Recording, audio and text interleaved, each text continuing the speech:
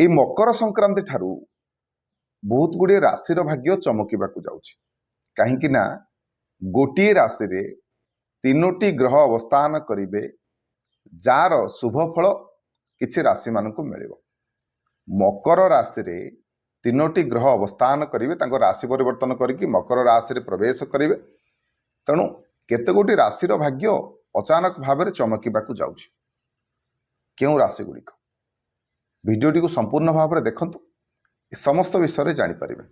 ନମସ୍କାର, ମୁଁ ମନୋଜ ଦାସ, ସ୍ୱାଗତ ଆପଣମାନଙ୍କୁ ଆଜିକାର ଏହି ଭିଡ଼ିଓରେ। ମକର ସଂକ୍ରାନ୍ତି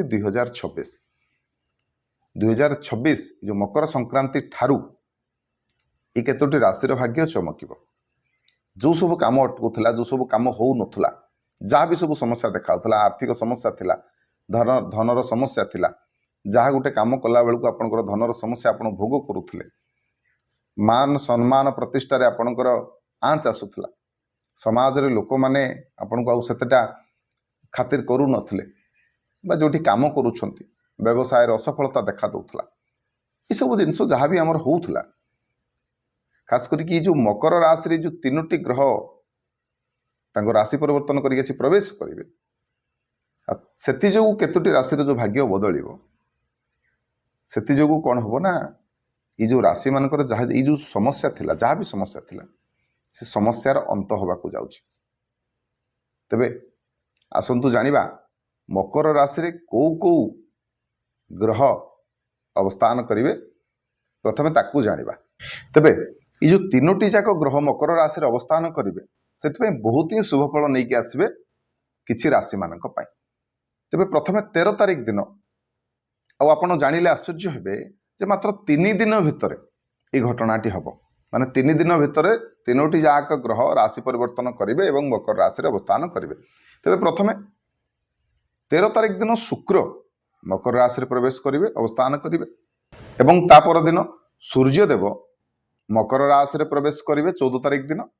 ତେବେ ଶେଷରେ 16 ତାରିଖ ଦିନ, ଜାନୁଆରୀ 16 ତାରିଖ ଦିନ ମଙ୍ଗଳ ମଧ୍ୟ ମକର ରାଶିରେ ପ୍ରବେଶ କରିବେ। ତେଣୁ 3 ଦିନ ଭିତରେ এই ତିନୋଟି ଯାକ ଶକ୍ତିଶାଳୀ ଗ୍ରହ ଯେତେବେଳେ ମକର ରାଶିରେ ଅବସ୍ଥାନ କରିବେ, ତେଣୁ କିଛି ରାଶିମାନଙ୍କର ଭାଗ୍ୟ ଖୋଲିବ।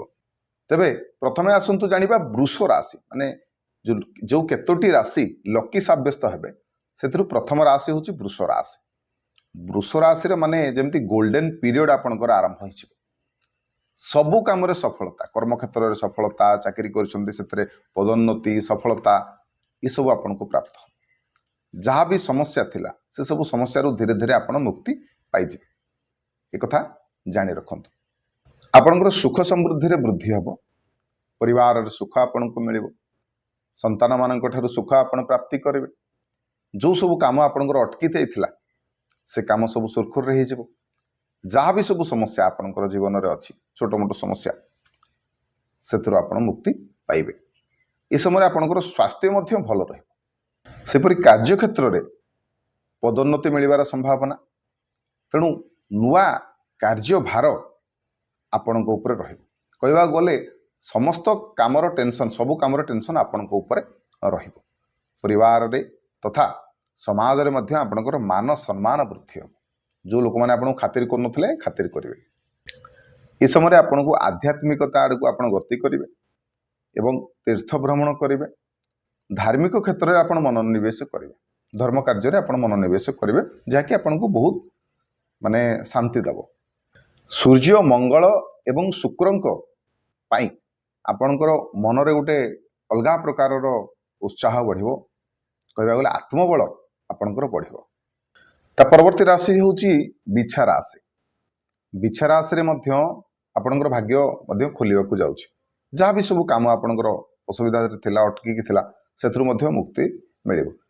ଯେମିତି ବୃଷଭ ରାଶି ପାଇଁ କହିଲେ, ଠିକ୍ ସେମିତି ଆପଣଙ୍କର ମଧ୍ୟ ଯାହା ଜୀବନରେ ସମସ୍ୟା ଅଛି, ଯେହେତୁ ମଙ୍ଗଳ, ଶୁକ୍ର ଏବଂ ସୂର୍ଯ୍ୟଙ୍କର ଖାସ କରିକି ଆପଣଙ୍କୁ ଶୁଭ ଫଳ ମିଳିବ। ତେଣୁ ଶୁକ୍ର ଯେତେବେଳେ ଶୁଭ ସ୍ଥିତିରେ ଥାନ୍ତି, ସେ ଆମକୁ ଭୋଗ ବିଳାସ ଦିଅନ୍ତି। ତେଣୁ ଏହି ସମୟରେ ଭୋଗ ବିଳାସ ଆପଣଙ୍କୁ ପ୍ରାପ୍ତ ହେବ।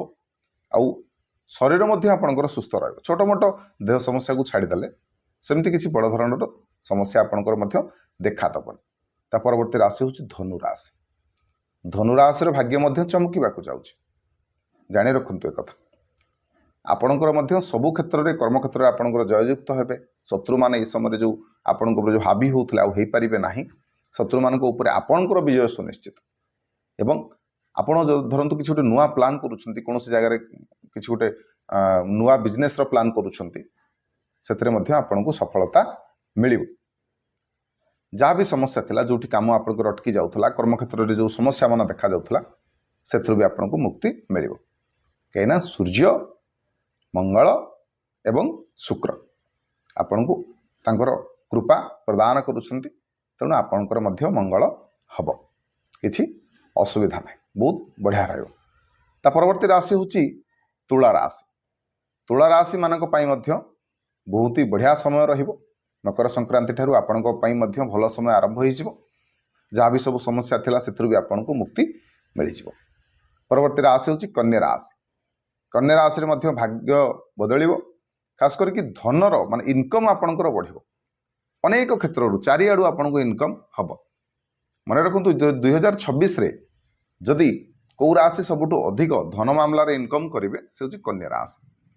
ଆପଣଙ୍କର ଯେଉଁ ଦିଗରେ ଆପଣ କରିବେ, ଆପଣଙ୍କର ବ୍ୟବସାୟ କଥା କୁହନ୍ତୁ, ଚାକିରି କଥା କୁହନ୍ତୁ ବା ଅନ୍ୟ କୌଣସି ସ୍ରୋତରୁ ଆପଣଙ୍କୁ ଅଚାନକ ଧନ ଲାଭ ହେବ। ଅନେକ ଗୁଡ଼ିଏ ଧନ ଆପଣଙ୍କୁ ଏ ବର୍ଷ ଲାଭ ହେବ। ତେବେ ଏଥିଲେ କେତୋଟି ରାଶି, ଯେଉଁ ରାଶିମାନଙ୍କର ଭାଗ୍ୟ ମକର ସଂକ୍ରାନ୍ତି ଠାରୁ ବଦଳିବାକୁ ଯାଉଛି।